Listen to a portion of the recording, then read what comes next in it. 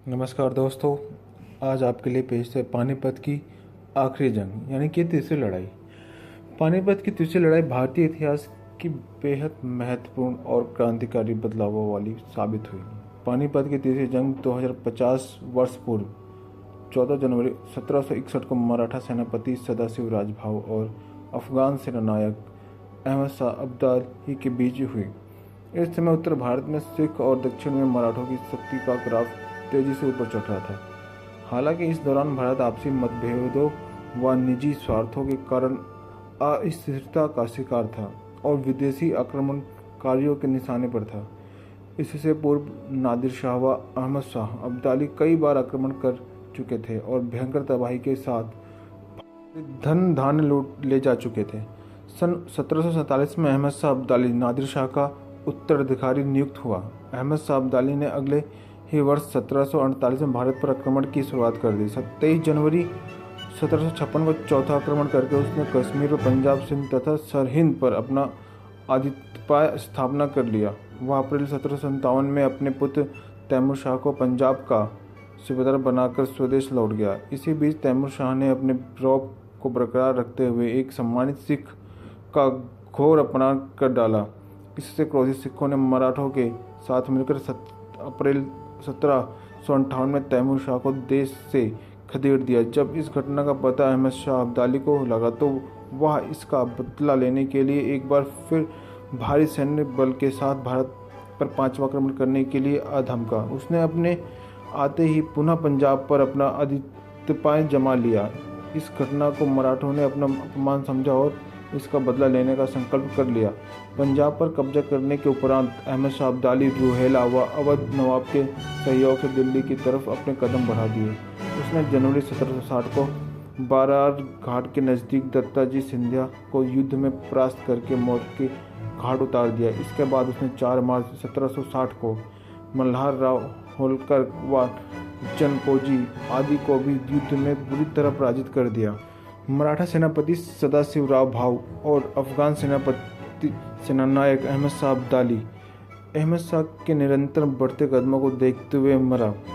सरदार पेशवा ने उत्तर भारत में पुनः मराठा का स्थापित करने के लिए अपने सूरवीर योद्धा व सेनापति सदाशिवराव भाऊ को तैनात किया और इसके साथ ही अपने पुत्र विश्वास राव को प्रधान सेनापति बना दिया।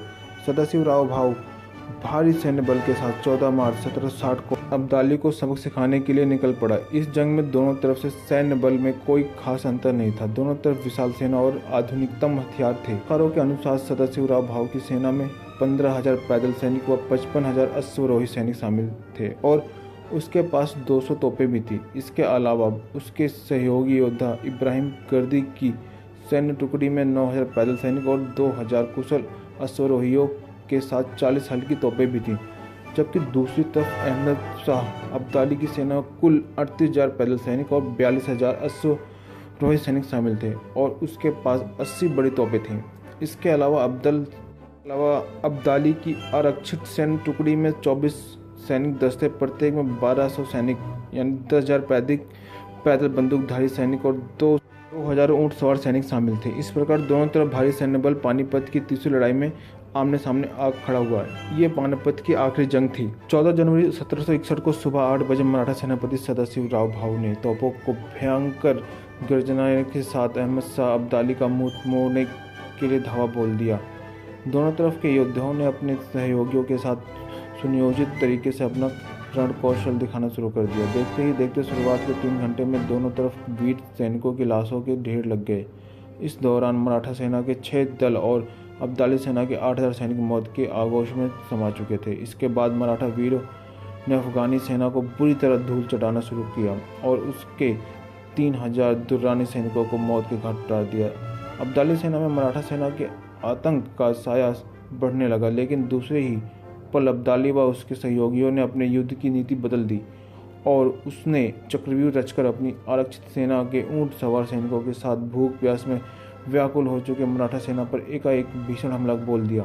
इसके बाद बाजी पलटकर अब्दाली की तरफ आ पहुंची। अनुमानित मानचित्र पानीपत की तीसरी लड़ाई 1781। मराठा वीरों को अब्दाली के चक्रव्यूह से जान बचाकर भागना पड़ा। सदाशिवराव भाऊ की स्थिति में एकदम नाजुक और असहाय से हो गए। दिन भर में कई बार युद्ध की बाजी पलटी। कभी मराठा सेना पर पलड़ा भारी हो जाता था और कभी अफगानी सेना पर पलटी नजर आती, लेकिन अंततः अब्दाली ने अपने कुशल नेतृत्व और रणकौशल की बदौलत इन जंगों को जीत लिया। इस युद्ध में अब्दाली की जीत के साथ ही मराठों का एक अध्याय समाप्त हो गया। इसके साथ ही जहां मराठा युद्ध का अंत हुआ, वहीं दूसरे युद्ध की शुरुआत के रूप में ईस्ट इंडिया कंपनी का प्रभुत्व भी स्थापित हो गया। इतिहासकार सिडनी ओवेन ने इस संदर्भ में लिखा कि पानीपत के इस संग्राम के साथ साथ भारतीय इतिहास के भारतीय युग का अंत हो गया।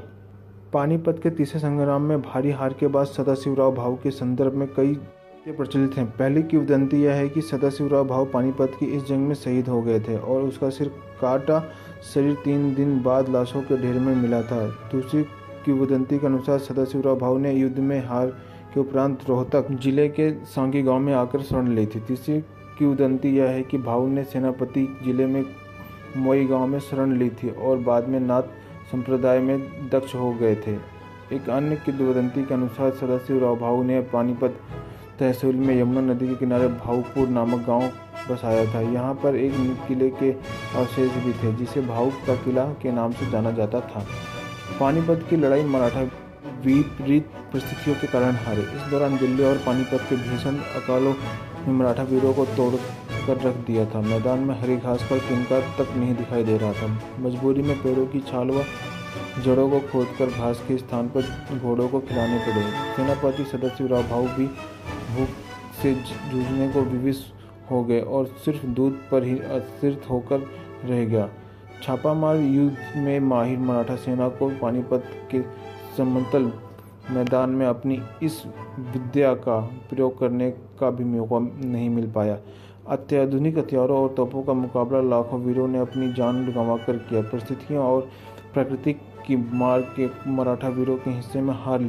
सांसद योद्धधरा राजा सिंधिया ने के अनुसार पानीपत का तृतीय संग्राम एक महत्वपूर्ण मील का पत्थर रहा। पानीपत संग्राम में लाखों मराठाओं ने अपना जीवन निछावर कर दिया। इतिहासकार डॉक्टर शरद हेवालकर के कथनानुसार पानीपत का तीसरा युद्ध विश्व के इतिहास का ऐसा संग्राम था जिसने पूरे विश्व के राजनीतिक पटल को बदल कर रख दिया। पानीपत संग्राम हमारे राष्ट्रीय जीवन की जीत है जो हमारी अखंडता के साथ चलती आई है।